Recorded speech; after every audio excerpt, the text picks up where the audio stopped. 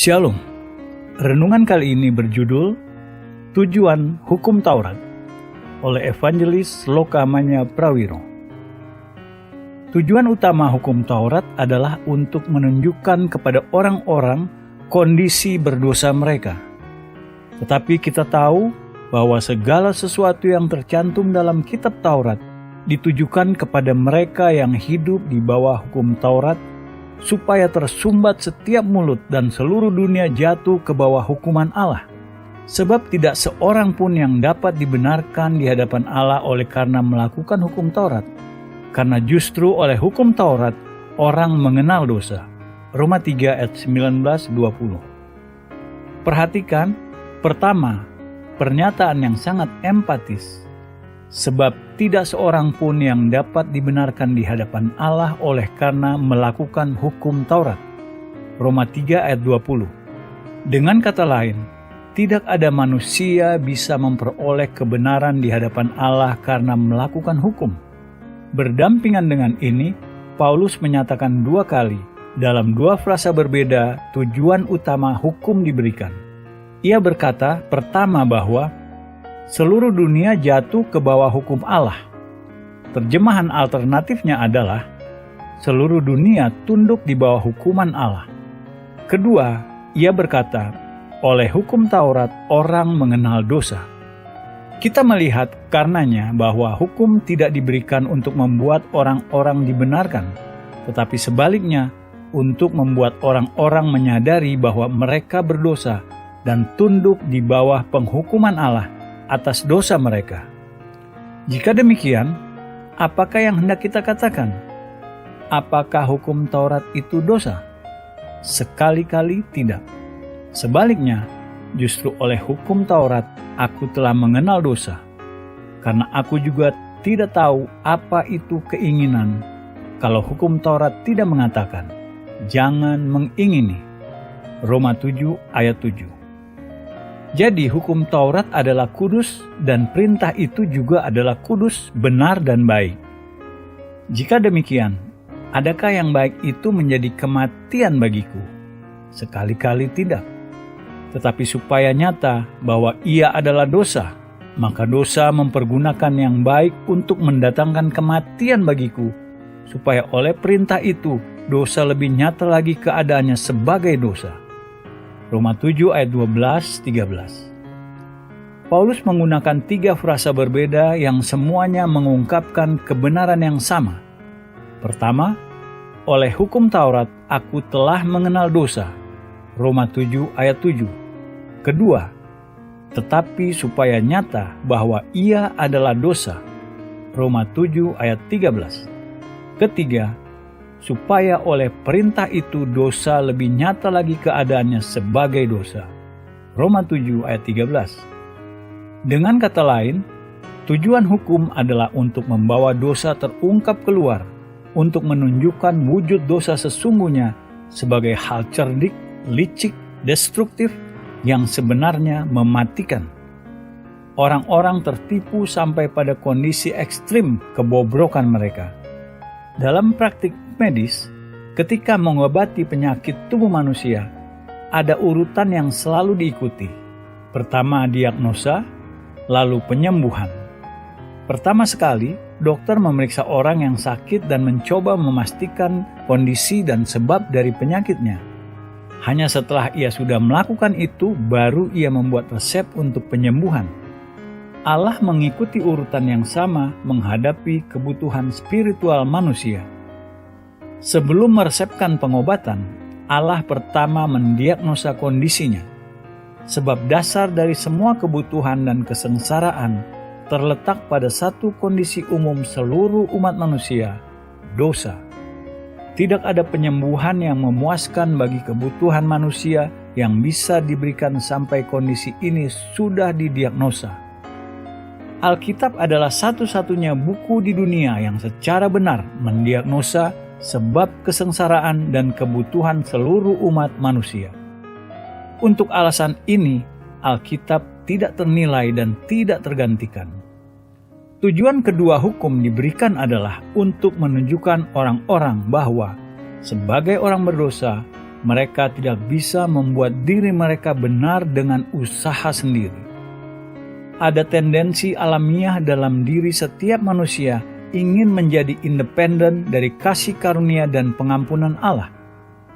Keinginan bergantung pada diri sendiri adalah akibat dan bukti kondisi berdosa manusia, walaupun sebagian besar orang tidak menyadarinya. Jadi, kapanpun seseorang menyadari kondisi dosanya, reaksi pertamanya selalu mencari cara bagaimana ia bisa menyembuhkan dirinya dari kondisi ini dan mencari kebenaran dengan usahanya sendiri tanpa harus bergantung pada kasih karunia dan pengampunan Allah. Untuk alasan ini, sepanjang masa hukum-hukum agamawi dan ibadah-ibadah selalu memiliki daya tarik kuat bagi umat manusia, terlepas perbedaan suku, bangsa, dan latar belakang. Dalam melakukan hukum-hukum dan ibadah-ibadah dan ketetapan-ketetapan, orang-orang membungkam suara di dalam hati nurani mereka dan membenarkan diri mereka dengan usaha sendiri. Ini sikap banyak pemimpin agamawi Israel terhadap hukum Musa. Paulus menggambarkan usaha Israel ini mendirikan kebenaran mereka sendiri. Sebab oleh karena mereka tidak mengenal kebenaran Allah, dan oleh karena mereka berusaha untuk mendirikan kebenaran mereka sendiri, maka mereka tidak takluk kepada kebenaran Allah. Roma 10 ayat 3. Akibat berusaha mendirikan kebenaran mereka sendiri, Israel gagal berserah kepada Allah dan kepada jalan kebenaran Allah. Jadi sebab dasar kesalahan mereka adalah kesombongan spiritual, menolak berserah kepada Allah, keinginan menjadi independen dari kasih karunia dan pengampunan Allah. Namun, jika orang-orang sungguh-sungguh jujur pada diri mereka, mereka wajib mengakui bahwa mereka tidak akan pernah bisa berhasil membuat diri mereka benar dengan ibadah agamawi atau hukum moral. Paulus menggambarkan pengalamannya. Ia pernah suatu waktu mencoba membuat dirinya sendiri benar dengan melakukan hukum. Ini apa yang ia katakan dalam Roma 7 ayat 18-23. Sebab aku tahu bahwa di dalam aku atau kedaginganku, yaitu di dalam aku sebagai manusia, tidak ada sesuatu yang baik. Sebab kehendak memang ada di dalam aku, tetapi bukan hal berbuat apa yang baik. Sebab bukan apa yang aku kehendaki, yaitu yang baik yang aku perbuat, melainkan apa yang tidak aku kehendaki, yaitu yang jahat yang aku perbuat. Jadi jika aku berbuat apa yang tidak aku kehendaki, maka bukan lagi aku yang memperbuatnya, tetapi dosa yang diam di dalam aku. Demikianlah aku dapati hukum ini. Jika aku menghendaki berbuat apa yang baik, yang jahat itu ada padaku. Sebab di dalam batinku aku suka akan hukum Allah, tetapi di dalam anggota-anggota tubuhku aku melihat hukum lain yang berjuang melawan hukum akal budiku dan membuat aku menjadi tawanan hukum dosa yang ada di dalam anggota-anggota tubuhku. Di sini Paulus berbicara sebagai seseorang yang dengan tulus mengakui kebenaran dan keinginan hidup menurut hukum. Ketika ia berusaha lebih keras melakukan apa yang hukum perintahkan, ia menjadi lebih sadar adanya hukum lain, kuasa lain di dalam kodrat kedagingan dirinya yang terus-menerus bertentangan melawan hukum dan menggagalkan usahanya untuk menjadi benar dengan melakukan hukum. Titik sentral dari konflik di dalam ini diekspresikan dalam ayat 21. Demikianlah aku dapati hukum ini, jika aku menghendaki berbuat apa yang baik, yang jahat itu ada padaku. Ini sebuah paradoks, namun terjadi dalam semua pengalaman manusia. Seseorang tidak pernah tahu betapa buruknya dia sampai ia benar-benar mencoba menjadi baik. Setelah itu, setiap usahanya untuk menjadi baik hanya mengungkapkan lebih jelas lagi kedosaan tanpa bisa disembuhkan kodrat kedagingannya sendiri di tengah semua usaha dan itikat baiknya dalam kesia-siaan. Tujuan utama kedua dari hukum adalah untuk menunjukkan kepada orang-orang bahwa tidak hanya mereka berdosa, tetapi mereka sepenuhnya sama sekali tidak bisa menolong diri mereka sendiri dari dosa dan membuat diri mereka benar dengan usaha-usaha mereka sendiri.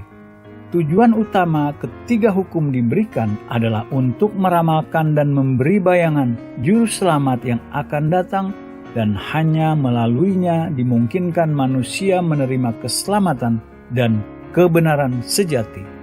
Ini dilakukan melalui hukum dengan dua cara. Kedatangan juru selamat diramalkan melalui nubuat langsung, dan bayangan dia melalui perayaan-perayaan dari ibadah-ibadah atau ketetapan-ketetapan hukum. Satu contoh dari nubuat langsung di dalam kerangka kerja hukum ditemukan dalam kitab Ulangan 18 ayat 18-19, di mana Tuhan berkata kepada Israel melalui Musa, "Seorang nabi akan kubangkitkan bagi mereka dari antara saudara mereka, seperti engkau ini. Aku akan menaruh firman-Ku dalam mulutnya, dan ia akan mengatakan kepada mereka segala yang kuperintahkan kepadanya. Orang yang tidak mendengarkan segala firman-Ku yang akan diucapkan nabi itu demi nama-Ku, daripadanya akan kutuntut pertanggungjawaban." Petrus kemudian mengutip kata-kata Musa ini dan mengaplikasikannya langsung pada Yesus Kristus. Lihat Kisah Para Rasul 3, 22-26. Jadi, nabi yang diramalkan oleh Musa dalam hukum Taurat digenapi dalam pribadi Kristus dalam perjanjian baru. Dalam pengorbanan-pengorbanan dan ketetapan-ketetapan hukum, ada banyak bayangan Yesus Kristus sebagai juru selamat yang akan datang. Sebagai contoh, dalam Keluaran 12, ketetapan korban Paskah adalah bayangan keselamatan melalui iman dalam penebusan darah Yesus Kristus yang dicurahkan di kayu salib di Kalvari. Demikian pula, berbagai korban yang dihubungkan dengan penebusan dosa dan menghampiri Allah digambarkan dalam 7 pasal pertama kitab Imamat, semua mengenai bayangan berbagai aspek penebusan dosa oleh Yesus Kristus di kayu salib. Untuk alasan ini, Yohanes Pembaptis memperkenalkan Kristus kepada Israel dengan kata-kata, "Lihatlah anak domba Allah yang menghapus dosa dunia." Yohanes 1 ayat 29. Dengan membandingkan Kristus sebagai korban domba, bangsa Israel diarahkan melihat Kristus sebagai satu-satunya yang sudah diramalkan oleh ordonansi-ordonansi atau ketetapan-ketetapan pengorbanan hukum. Tujuan hukum ini disimpulkan dalam kata-kata Paulus dalam Galatia, "Tetapi kitab suci telah mengurung segala sesuatu di bawah kekuasaan dosa, supaya oleh karena iman dalam Yesus Kristus, janji itu diberikan kepada mereka yang percaya." Sebelum iman itu datang, kita berada di bawah pengawalan hukum Taurat dan dikurung sampai iman itu telah dinyatakan. Jadi, hukum Taurat adalah penuntun bagi kita sampai Kristus datang, supaya kita dibenarkan karena iman. Galatia 3 ayat 22-24. Bahasa Yunani di sini, tutor, menunjukkan budak senior dalam rumah tangga orang kaya yang tanggung jawab khususnya memberi pengajaran dasar atau elementer kepada anak-anak majikan kayanya, dan setelah itu ia mendampingi mereka setiap hari ke sekolah di mana mereka bisa menerima lebih banyak pengajaran. Dengan cara yang sama, hukum memberi Israel pengajaran dasar pertama mereka dalam syarat-syarat dasar Allah mengenai kebenaran, dan setelah itu mengarahkan mereka meletakkan iman mereka pada Yesus Kristus dan belajar dari Kristus ajaran kebenaran sejati melalui iman tanpa perbuatan-perbuatan hukum Taurat. Seperti tugas pendidikan budak selesai begitu ia menyerahkan anak-anak tuannya kepada guru yang lebih tinggi tingkatannya di sekolah, begitu pula tugas hukum selesai begitu sudah membawa Israel kepada Mesias mereka, Yesus Kristus, dan membuat mereka melihat perlunya mereka akan keselamatan melalui iman dalam Dia. Untuk alasan ini, Paulus menyimpulkan, Sekarang iman itu telah datang. Karena itu kita tidak berada lagi di bawah pengawasan penuntun. Galatia 3 ayat 25. Berarti kita tidak lagi berada di bawah hukum. Dalam kata-kata Paulus, ada frasa yang mengungkapkan satu fungsi penting lebih jauh dari hukum dalam hubungan dengan Israel. Berbicara sebagai orang Israel, Paulus berkata, sebelum iman itu datang, kita berada di bawah pengawalan hukum Taurat dan dikurung sampai iman itu telah dinyatakan. Galatia 3 ayat 23. Hukum mengawal Israel sebagai bangsa khusus dipisahkan dari semua yang lain. Dipisahkan dengan upacara dan ketetapan-ketetapan khususnya dipertahankan untuk tujuan-tujuan khusus yang Allah sudah panggil dan tentukan mereka. Nabi Bileam dalam visi yang Allah berikan mengenai takdir Israel menetapkan rencana Allah untuk mereka. Lihat, suatu bangsa, yaitu Israel, yang diam tersendiri dan tidak mau dihitung di antara bangsa-bangsa kafir. Bilangan 23 ayat 9. Kehendak sempurna Allah bagi Israel adalah agar mereka diam tersendiri sebagai bangsa yang unik dan terpisah di tanah mereka sendiri. Tetapi bahkan ketika ketidaktaatan Israel menggagalkan dan menghalangi tujuan pertama Allah ini dan menyebabkan mereka dicerai-berai sebagai buangan dan pengembara di antara semua bangsa-bangsa dunia, Allah masih mentahbiskan bahwa mereka tidak diperhitungkan di antara bangsa-bangsa. Selama 19 abad terakhir, penyebaran orang-orang Yahudi di antara bangsa-bangsa non-Yahudi, dekrit Allah ini sebagian besar sudah digenapi.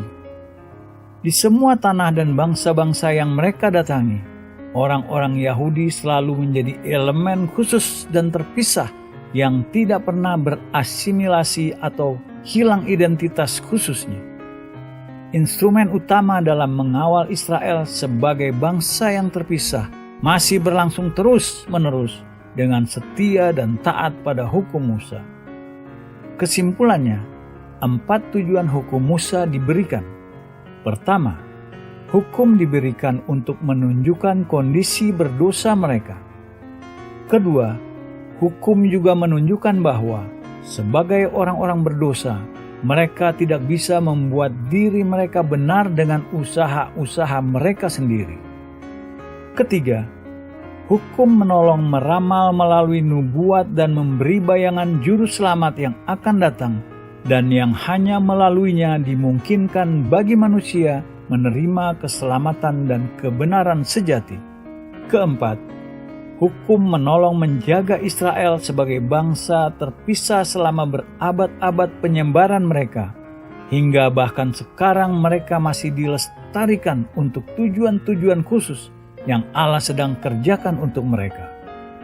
Pembelajaran kita mengenai hubungan antara hukum dan Injil tidak lengkap tanpa mempertimbangkan kata-kata yang Kristus sendiri ringkas sikapnya dan hubungannya dengan hukum.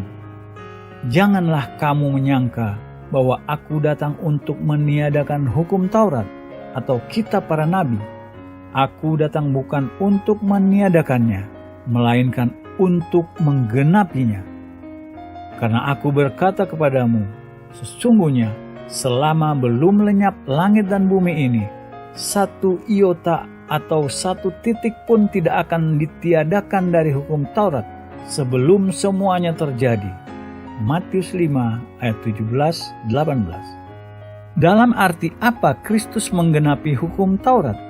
Pertama, Dia secara pribadi menggenapinya dengan kebenarannya sendiri, tanpa noda dan dengan konsisten melakukan setiap ketetapan atau ordonansi tanpa kesalahan. Tetapi setelah genap waktunya, maka Allah mengutus anaknya yang lahir dari seorang perempuan dan takluk kepada hukum Taurat. Ia diutus untuk menebus mereka yang takluk kepada hukum Taurat, supaya kita diterima menjadi anak. Galatia 4 ayat 4 dan 5. Perhatikan kata-kata lahir dari seorang perempuan dan takluk kepada hukum Taurat. Dengan dilahirkan sebagai seorang laki-laki, Yesus Kristus, seorang Yahudi, tunduk kepada semua ketetapan-ketetapan dan kewajiban-kewajiban hukum. Ini dengan sempurna ia genapi selama hidupnya di bumi, tanpa pernah menyimpang dari apa yang disyaratkan bagi setiap orang Yahudi di bawah hukum, dengan sempurna menggenapinya. Kedua, Yesus Kristus menggenapi hukum dengan kematiannya di kayu salib. Ia tidak berbuat dosa, dan tipu tidak ada di dalam mulutnya. Ia sendiri telah memikul dosa kita di dalam tubuhnya di kayu salib, supaya kita yang telah mati terhadap dosa, hidup untuk kebenaran. 1 Petrus 2 ayat 22 dan 24. Kristus, dirinya sendiri tanpa dosa, mengambil untuk dirinya sendiri dosa-dosa mereka yang berada di bawah hukum dan membayar penuh, menggantikan dan mewakili mereka hukuman terakhir hukum, yang adalah kematian. Dengan hukuman dibayar penuh oleh Kristus, memungkinkan bagi Allah, tanpa mengkompromikan keadilan ilahinya, menawarkan pengampunan penuh dan cuma-cuma kepada semua yang dengan iman menerima kematian Kristus mewakili mereka. Jadi, Kristus menggenapi hukum pertama dengan kebenaran sempurna hidupnya, dan kedua dengan kematiannya. Melaluinya ia memenuhi tuntutan keadilan hukum atas mereka semua yang tidak akan pernah bisa melakukannya dengan sempurna. Ketiga, Kristus menggenapi hukum dengan mengkombinasikan dalam dirinya setiap ciri dengan nubuat yang ada dalam hukum mengenai juru selamat dan Mesias yang Allah sudah janjikan dan akan mengutusnya. Bahkan pada awal pelayanan Kristus di bumi, kita membaca bagaimana Filipus berkata kepada Nathanael, "Kami telah menemukan Dia yang disebut oleh Musa dalam kitab Taurat dan oleh para nabi, yaitu Yesus, anak Yusuf dari Nazaret." Yohanes 1 ayat 45. Lagi, setelah kematian dan kebangkitannya, Kristus berkata kepada murid-muridnya, "Inilah perkataanku yang telah kukatakan kepadamu ketika aku masih bersama-sama dengan kamu, yakni bahwa harus digenapi semua yang ada tertulis tentang aku dalam kitab Taurat Musa dan kitab nabi-nabi dan kitab Mazmur." Lukas 24 ayat 44. Maka kita melihat bahwa Kristus menggenapi hukum dalam 3 cara. Pertama, dengan kehidupannya yang sempurna. Kedua, dengan kematian dan kebangkitannya. Ketiga, dengan menggenapi semua yang diramalkan dan bayangan hukum mengenai juru selamat dan Mesias yang akan datang. Kita menemukan ini sepakat dengan kata-kata Paulus. Jika demikian, adakah kami membatalkan hukum Taurat karena iman? Sama sekali tidak. Sebaliknya, kami meneguhkannya. Roma 3 ayat 31. Orang percaya yang menerima kematian Yesus Kristus sebagai penggenapan hukum untuk mewakilinya, dimampukan menerima tanpa kompromi seluruh hukum sebagai kebenaran lengkap yang tidak bisa berubah. Iman dalam Kristus untuk keselamatan tidak mengesampingkan pewahyuan hukum, sebaliknya menggenapinya. Sebab Kristus adalah kegenapan hukum Taurat, sehingga kebenaran diperoleh tiap-tiap orang percaya. Roma 10 ayat 4. Terjemahan bahasa Yunani, akhir, memiliki 2 arti yang berhubungan. Pertama, tujuan yang sudah terjadi, dan kedua, yang membawa pada akhir. Dalam 2 arti ini, hukum berakhir dengan Kristus. Dalam arti pertama, begitu hukum sudah berhasil membawa kita kepada Kristus, tidak lagi dibutuhkan. Dalam arti kedua, Kristus melalui kematiannya mengakhiri hukum sebagai jalan memperoleh kebenaran atau diperdamaikan dengan Allah. Iman kepadanya adalah satu syarat, cukup mencakup semuanya untuk memperoleh kebenaran. Dalam semua lainnya, namun demikian, hukum tetap berlaku, lengkap secara keseluruhan sebagai bagian dari firman Allah yang bertahan selama-lamanya. Sejarahnya, nubuatnya, dan pewahyuan umumnya dari pikiran dan hikmat Allah, semua ini benar dalam kekekalan dan tidak berubah. Amin.